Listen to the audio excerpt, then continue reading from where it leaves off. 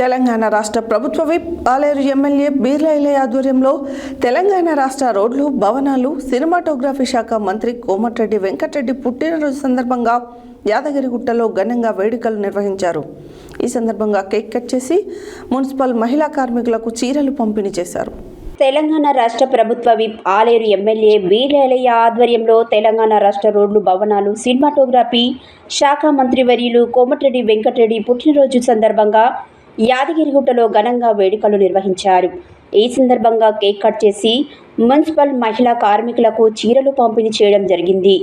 ప్రజల సంక్షేమమే ధ్యేయంగా ముందుకు సాగుతున్న కోమటిరెడ్డి వెంకటరెడ్డి ఎల్లప్పుడూ పేదలకు అండగా నిలుస్తూ ప్రజా సమస్యల పరిష్కారానికి కృషి చేస్తున్న నాయకుడిగా గుర్తింపు పొందారని ఎమ్మెల్యే తెలియజేశారు.